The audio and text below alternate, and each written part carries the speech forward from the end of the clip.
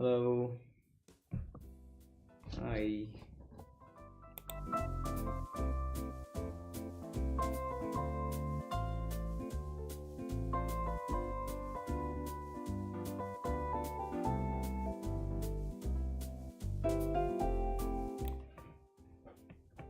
Hello.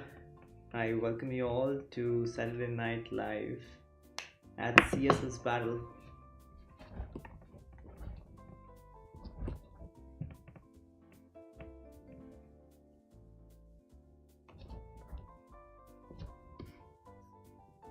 If you're here for the first time, this stream, we have started. We stream every Saturday and try to reverse engineer the top solutions, some of the top solutions of our daily targets, and we try to learn the creative approaches that the top players take to code goal for our daily targets.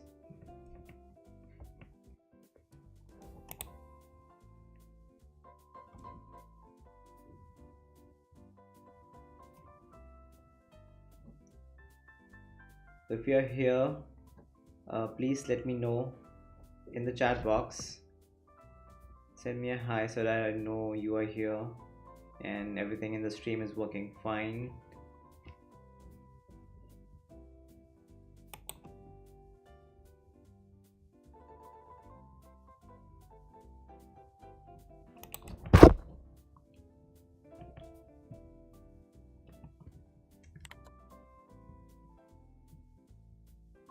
We just wait for a few minutes to let everyone join, and then we'll start with the first target of today and try to reverse engineer the top solutions.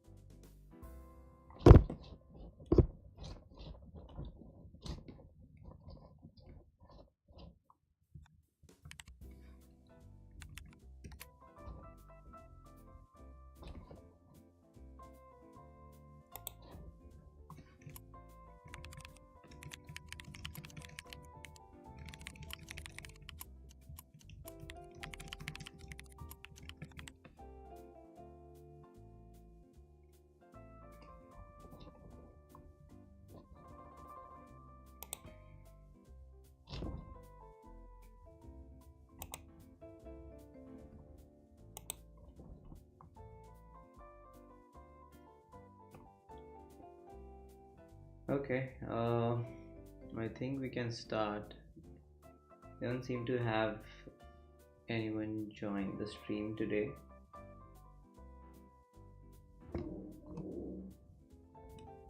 Hmm.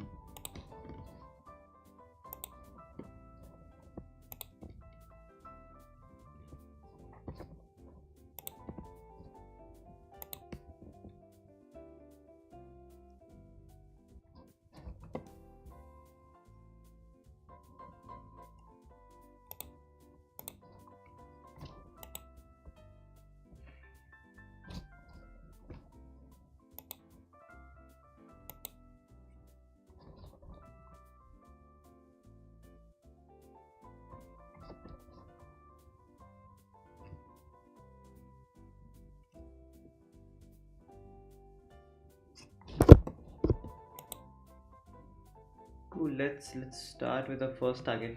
We'll let people join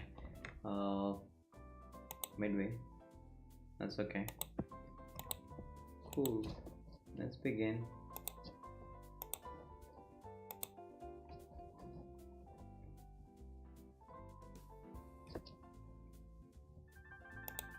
Okay, let's get in our browser.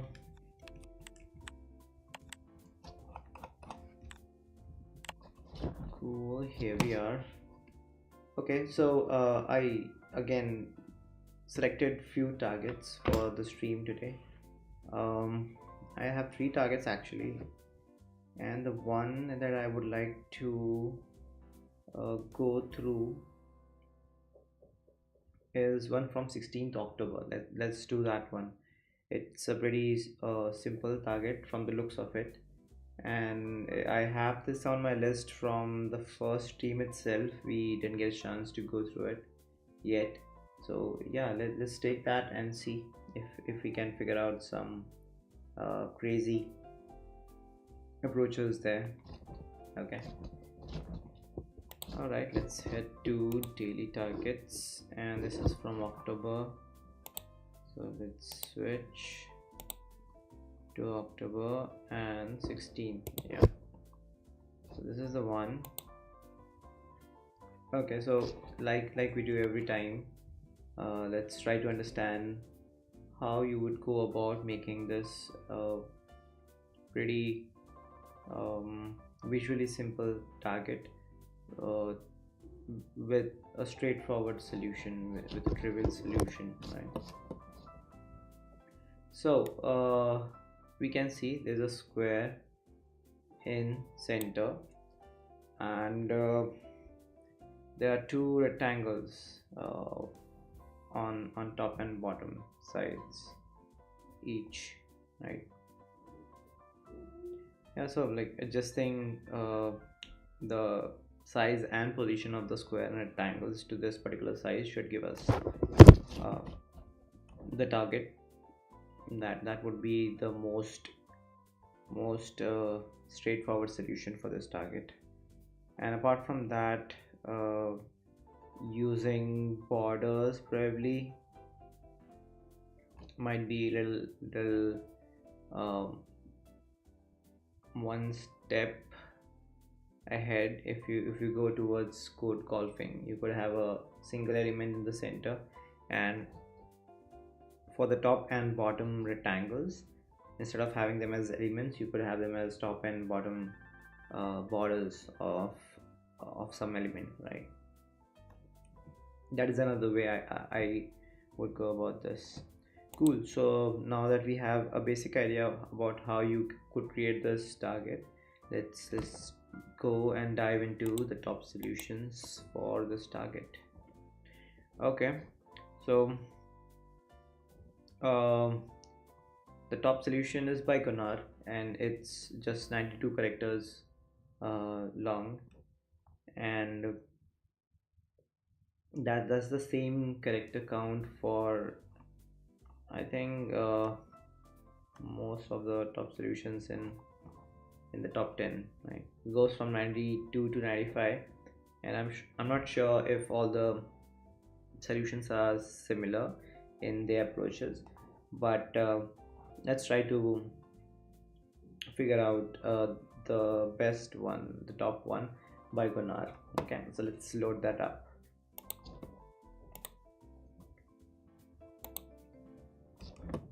Okay,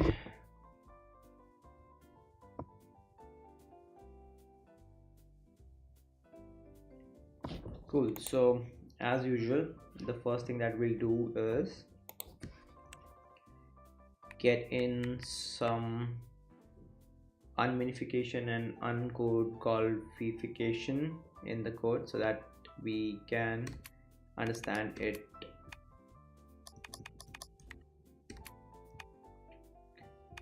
All right, so this is, oops, scale and margin.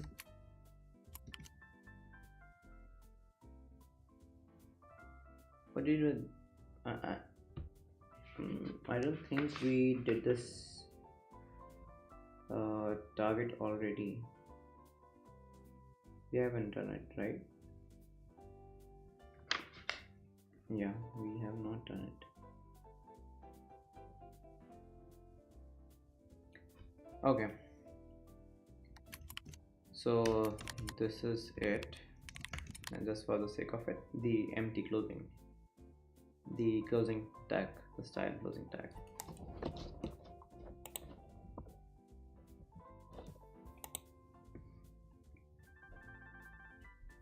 Okay, there's still no one on the stream. I just wonder if everything is working fine or not. I mean, the chat box is the only way I can know if the stream is going fine or not. Um what can I do? Let me try to open um, the video link in a different browser and check if everything is working fine or not.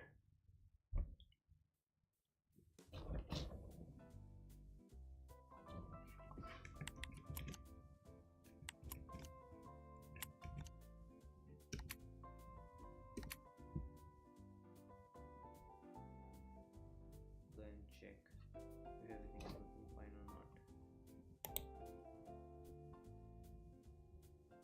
Okay, it seems to be working. Still, like, no one is on the stream. I don't know. It's okay. As I mentioned, the primary aim here, it's for me to learn from these top solutions the art of code golfing, and study the different approaches taken by the top players. So I'm going to do that no matter what.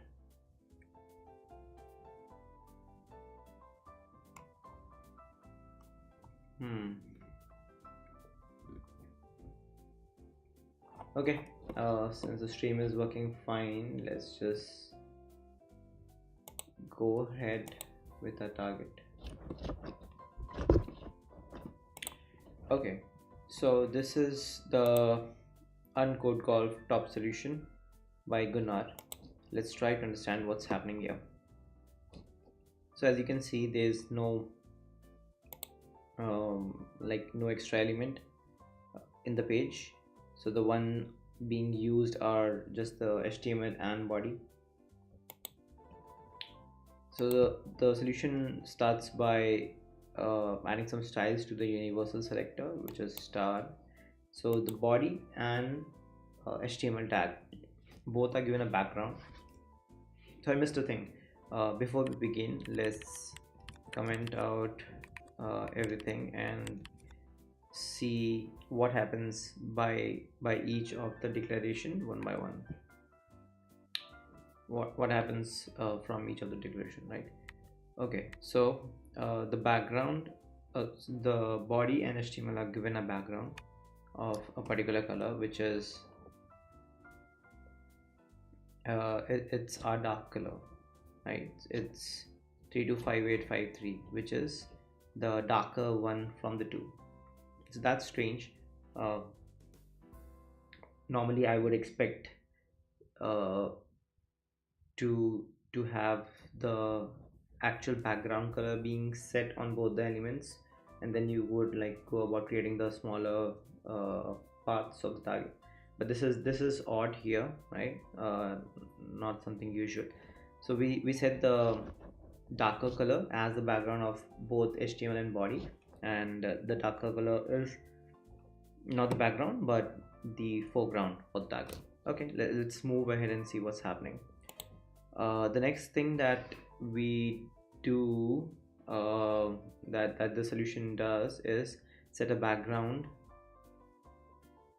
on both the elements, and it's setting a background on all the four sides, right? Because that's the yeah, that's what this declaration would do. So a background of 25 VW, which is a pretty big number. It's 25% of the viewport width, right?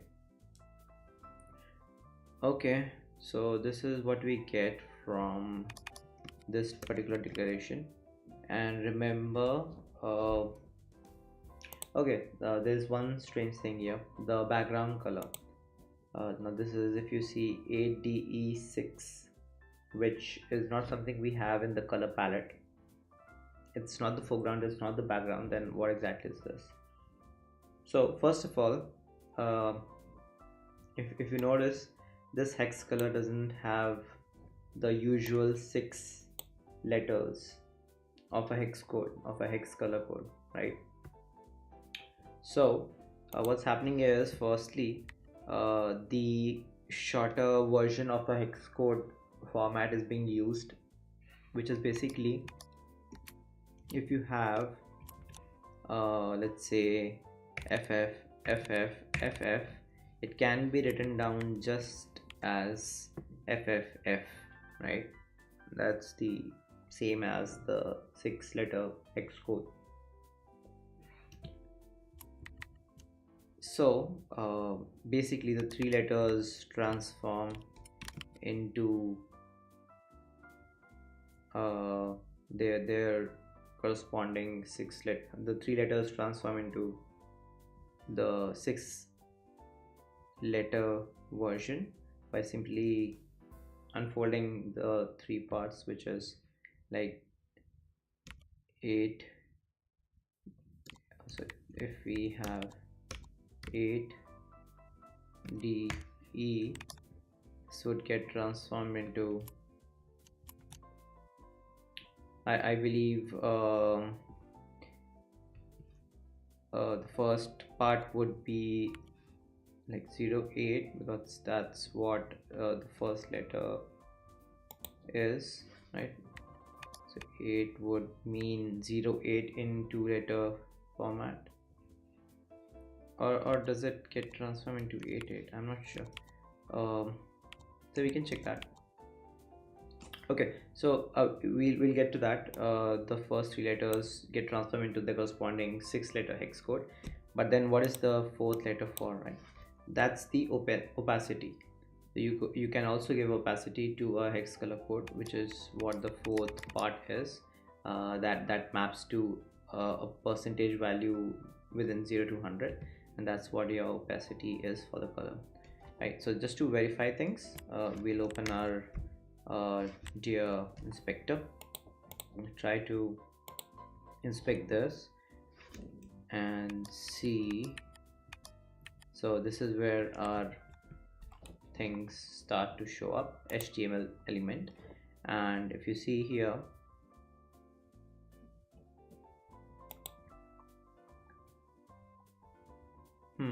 so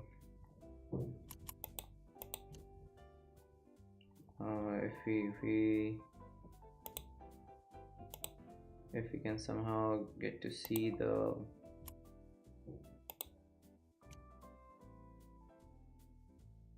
does this help? Hex code is not being shown here.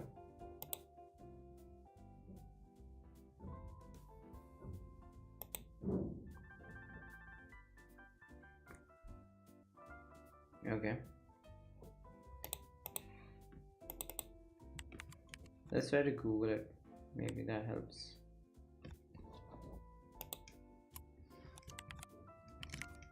To hex code. Okay, so you can see the hex code 8DE6 translates to 8DE6FF.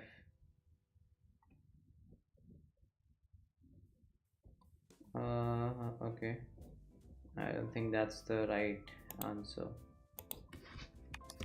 Let's just try for 8DE.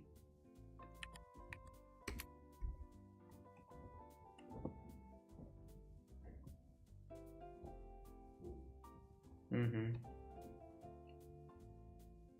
8DDEE.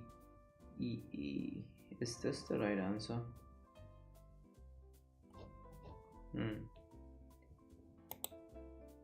Even Google doesn't seem to have an answer for this. That's strange.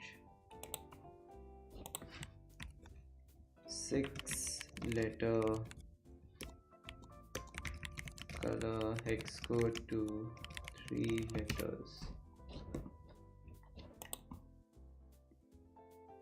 If you're there on the stream, please let me know in the chat so that I know you are here.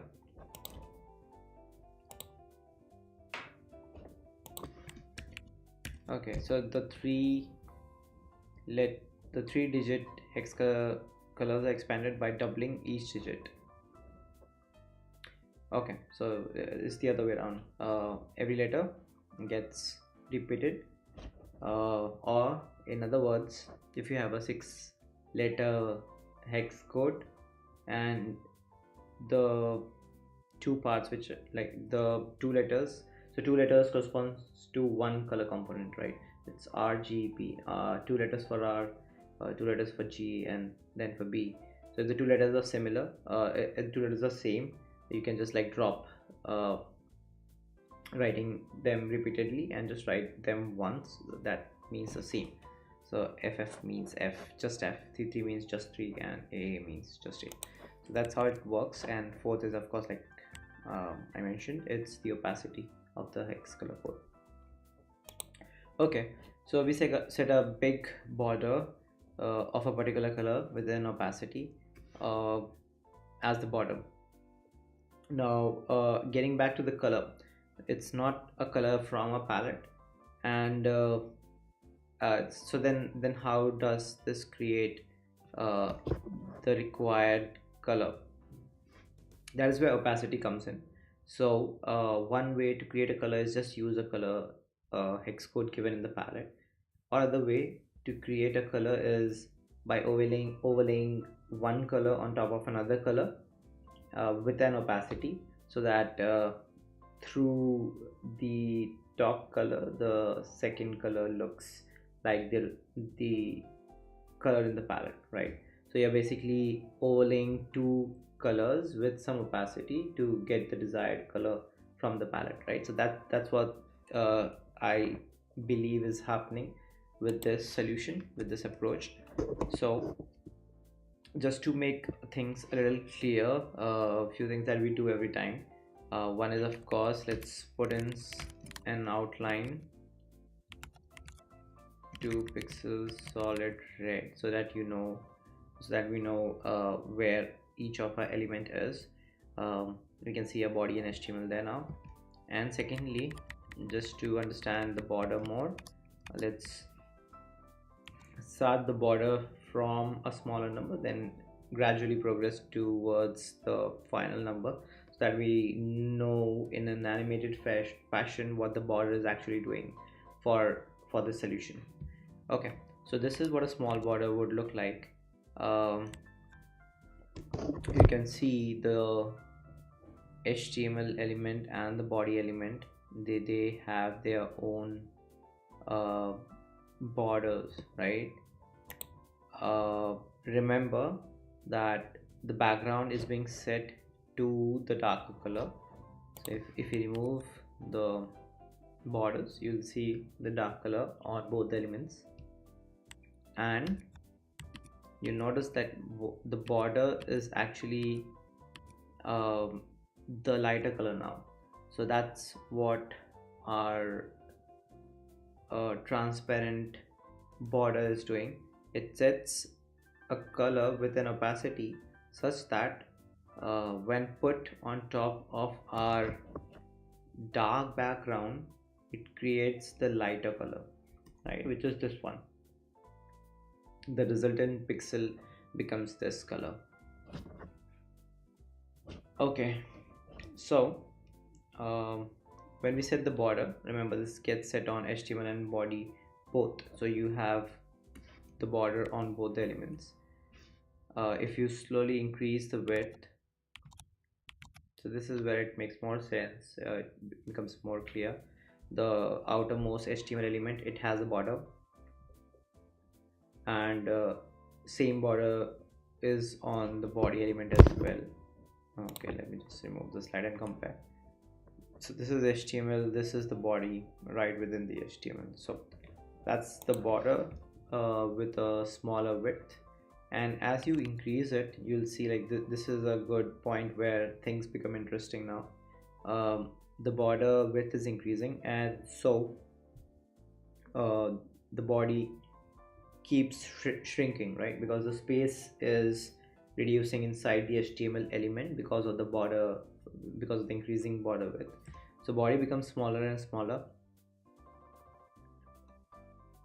So this is 10 VW right now. More like smaller, 13, 14, 15, 16, 17. All right, so at this point we have nearly reduced the space inside the body to almost nothing. And if we go further, okay, so it's all borders now, right?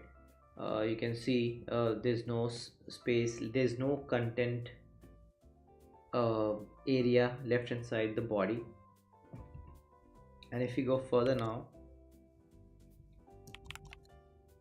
20, 21, 22, so you can see, like, because the border of the HTML element is increasing, um, the body further like keeps shrinking. And um so HTML still has some content area, that's where the body shows up, but the body itself, it has no more space to accommodate our border, which is right now at 22 VW. That is like impossible to contain now. So content area inside the body has completely vanished now.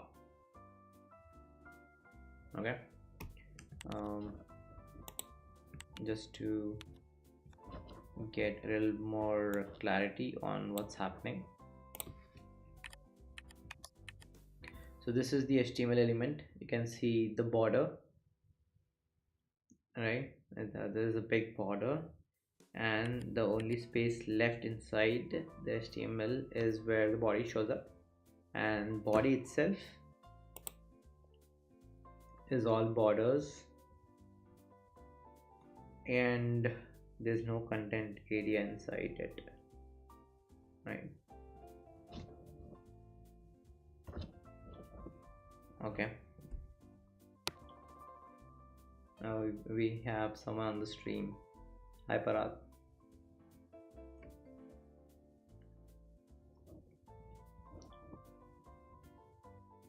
Okay, so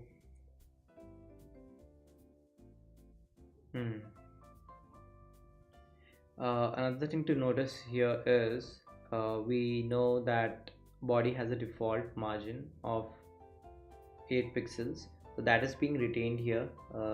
You can see it's not reset to 0, but we keep it, right? That's part of the approach taken in this solution. So we have the 8 pixel margin on the body and a big border that we have set, right? So it all in all, this is what it results in.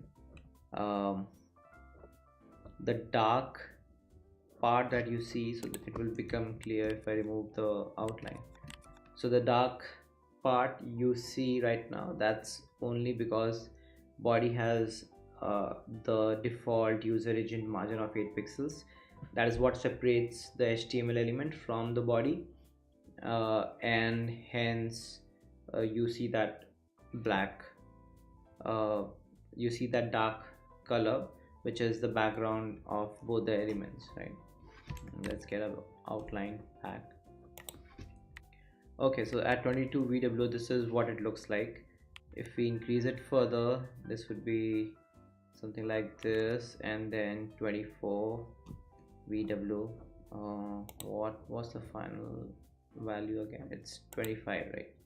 Okay, so the right value here is something like this, and this is the value. This is sort of a cutoff value where things drastically change a bit. Two things happen. First, uh, now the body is not able to contain itself inside the HTML element. So with the increasing border size, the space inside HTML element is reducing constantly, and also the body which is inside the HTML element is continuously growing because of the border size, right? So HTML is shrinking and the body is growing, and at one point, at which is like 25 VW, the body is big enough to not fit inside the HTML element, and so it just overflows. So what happens is, again, if I turn off outline, you'll see that the body has overflown its parent, and so because the overflow happens from the right and the top, right and the bottom side. Those sides get clipped off, right? So this is HTML. That's the space provided by HTML element, but this is what the body looks like, overflown. And so the right side and the bottom side are now clipped off, right? Okay, interesting. uh, this is like already becoming a little creative. So the overflow is being actually exploited here to remove the borders, the right and the bottom borders, I believe. Let's see, let's move forward and see what's happening. Okay, so the right border width gives us this thing, which is just the top and the left border. Next, what we do is set some margin on, again, the universal selector, which is both body and HTML. And the margin that we like set in this solution is top and bottom get set to minus 50 pixels, and the left and right are set to 0. So for HTML, the default value is 0 on all the sides, right? The margin value is 0 on all the sides. So left and right again set to 0, doesn't change anything for HTML element, but minus 50 pixel value on the top and bottom would pull the HTML element from the top and bottom sides, right? So remember, positive margin value pushes things, and if you have a negative value, it pulls the element, right?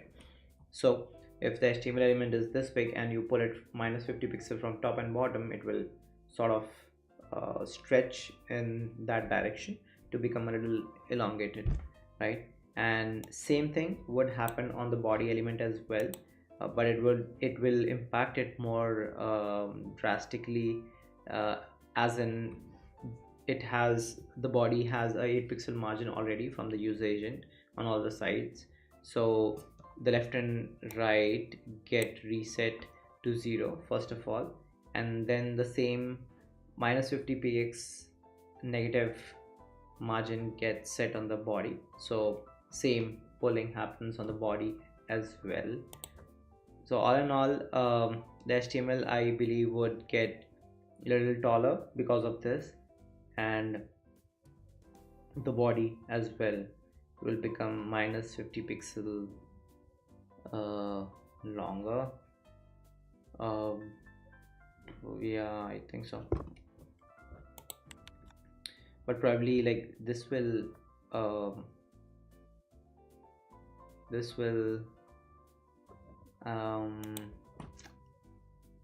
so the HTML would get elongated minus 50 pixel from the top and the minus 50 pixel from bottom. So in all, body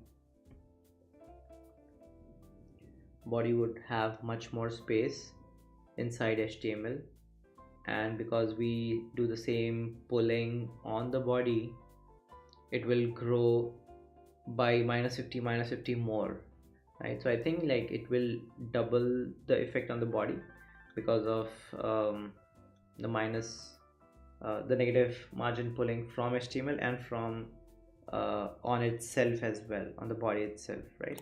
So let's see if we are thinking in the right direction. Getting the inspector back, let's try to inspect and see. So this is HTML.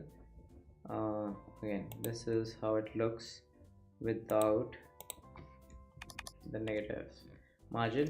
If we reduce it to a small number, this is how it would look, right? Again, this is no margin at all. Notice the separation between the body and the HTML, which was the 8 pixel default margin, is now gone because it's all 0. And if we now keep reducing the margin on the top and bottom for both the elements, you'll see, as expected, the HTML keeps growing and so now our body has more space uh, inside the parent, and so it now shows completely. The overflow is gone. Okay, it's minus 50. Let's keep reducing it. So you can see now HTML, because of the negative pulling, it is now outside the page bounds because it has elongated itself in the top and bottom direction. So keep scrolling, keep scrolling, keep scrolling. Okay, that's interesting. If you see here right now, just notice the red border. That's what the body is, because the HTML is being pulled. uh, Really, like it just overflows from the page boundary. The body keeps like becoming, it keeps becoming taller as well. And what we are trying to achieve here is, I think, we elongate HTML and body up to a point. Hmm. Okay, so this is what the final margin value uh, gives us. Nothing visually changed because um, the space between the body and the HTML element has been removed. It's been reset to 0. The margin value is reset to 0, which was creating the dark color here. Okay, so it's all borders right now, right? Whatever you see here, the light green, that's all border from both the elements. Okay, this is it. And then we need to do a few things on just the body. That's where the nested universal selector comes in. Now this means star inside star, which means something inside something, and the only element that suffices the selector is just the body tag, right? That's the only element which is inside something. So basically we want to do something on the body, and the first thing that we do is scale the body. So a little bit of uncode golfification on this. Scale property is being used to set the scale of body on both the sides, on the block and the inline sides, with some different scale values. So on the top and bottom, sorry, not on the top and bottom, but basically on the x direction, it's set to 0.5, which means like half of what it was. And on the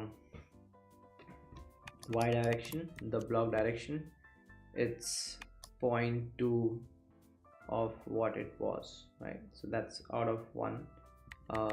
Half on the horizontal direction, and on the y direction it's 0.2, right? It shrinks the body, and this is what we get.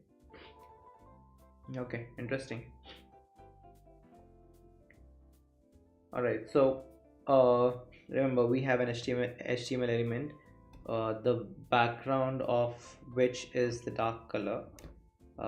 Inside the HTML element we have a body element which has the same dark color background, and both elements now have a border, which is the light color. They have a border, but then we reduce body. So initially the dark color was showing up between body and the HTML because of the default 8 pixel margin between them, which was set on the body. As soon as we reset the margin on both the elements, that 8 pixel got vanished, and so the dark color that we were seeing, that also vanished as well with the margin reset. but then we reduce the size of the body with different values in the different directions, and so the background color again starts showing up. This is the background color of the HTML tag, I believe. It should be that. So this is our HTML, right? The uh, brown highlight that you see, that's the border, I think. Yeah, that's the border. And if you see, like, this is the body shrunk to a small value with the scale property, and because the body is smaller than the space inside the HTML element, HTML elements background starts showing up again. Right, that's what the dark green is. Okay, we'll come to the point where we try to understand why exactly the scale value that is being used is used. What does it have us achieve? But like, this is what it is right now. Okay, so there's just one final thing as part of the solution, which is setting a particular margin value on the body.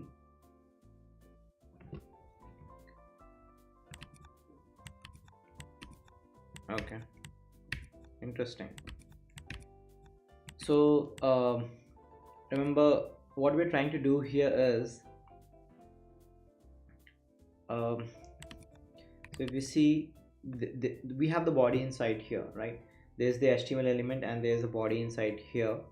Now what we are trying to do is resize the body to the right size, but for the resizing we are not doing it the trivial way, right? This is code golfing.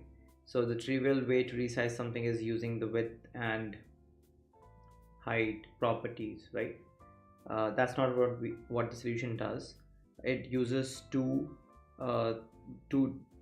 altogether different properties to actually resize the body tag to the right dimensions. So the first thing that it does is scale the body element. That's what this declaration does. It just scales the body so that you get a little bit of the HTML elements background, which is the dark color. So you get a little bit of dark color around the body.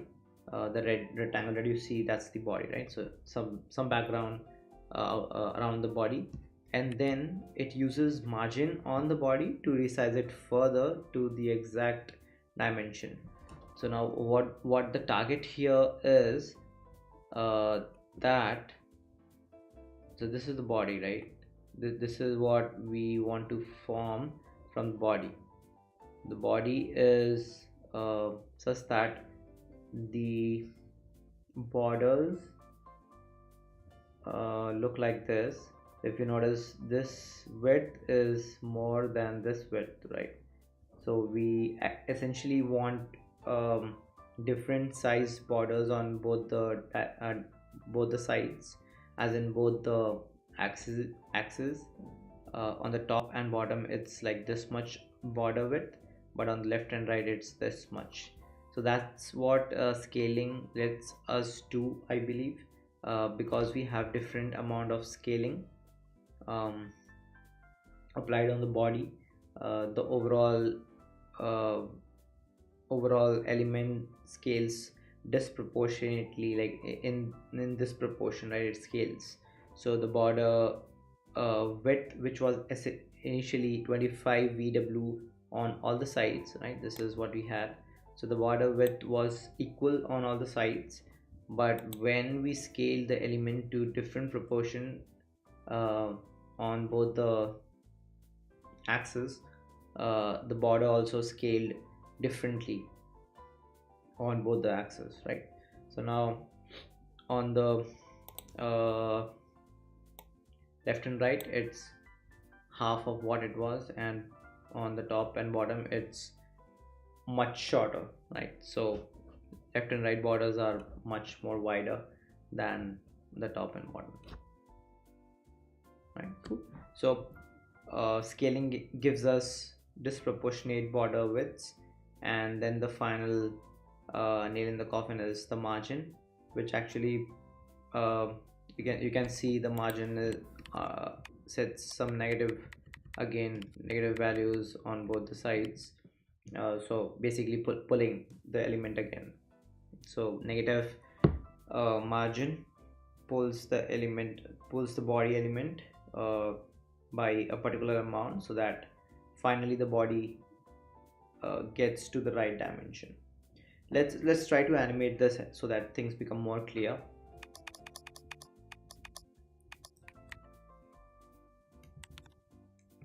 Again, I think we can do it here itself,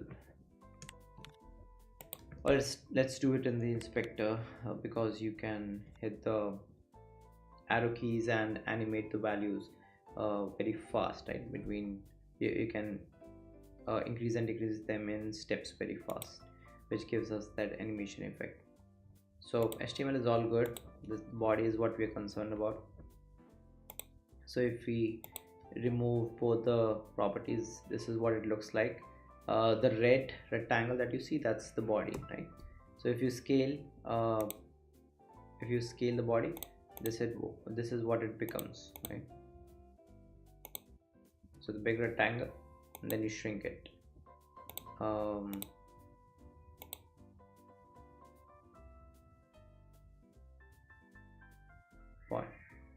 0.5, 0.2. Yeah, so it shrinks, and then you pull it back with the margin, with the negative margin.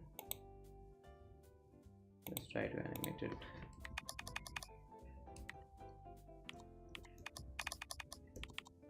So this is what the body looks like, and if you start pulling in,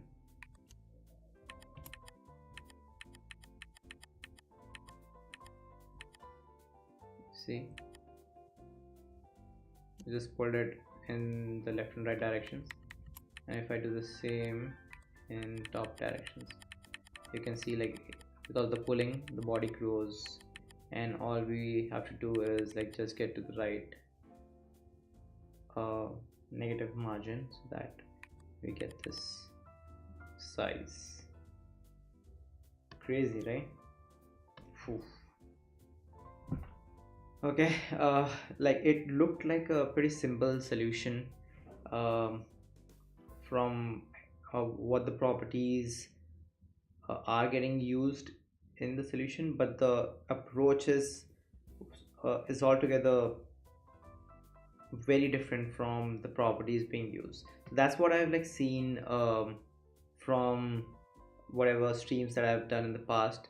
The properties actually don't really reflect in the solution one to one, as far as like code golfing is concerned.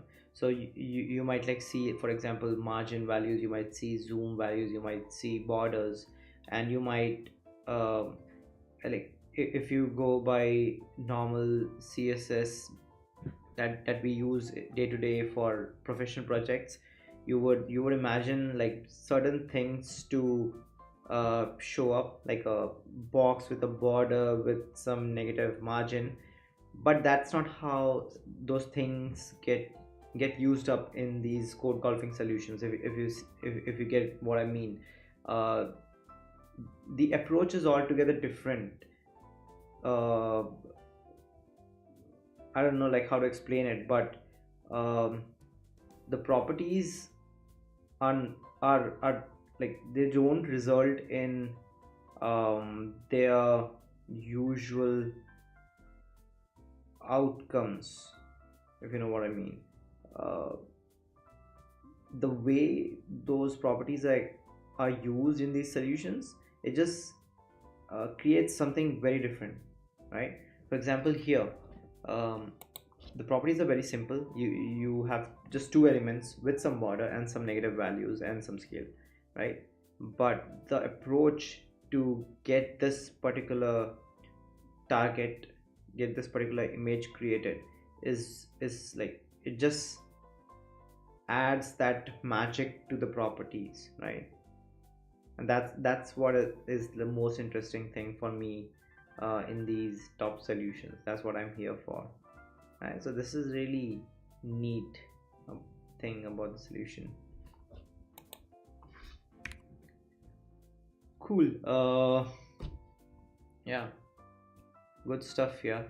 I think since no one is on the stream today, probably next stream we'll schedule it much ahead of time. We announce it um,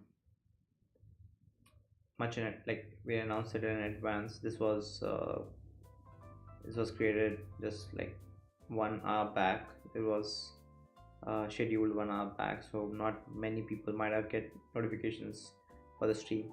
But yeah, whatever the reason is, probably like we will set up the next stream in a much better way, and we'll take up the rest of the targets that I had on my list in the next stream next Saturday. And just a small announcement, uh, that we'll be starting our next battle very real soon, and yeah, probably by start of the next month, I guess. The banner for that will be soon up on the website, so stay tuned for that. It's gonna be one interesting battle, and I believe there would be some prizes as well for the top 10, for the top 3, I don't know, but there would be prizes, so that will be announced soon. Cool. I'll take your leave then. I'll see you on next Saturday, same time, same place. And if you're not subscribed yet, do subscribe to the channel so that you get notification. Yeah, happy weekend. See you next Saturday. Bye bye.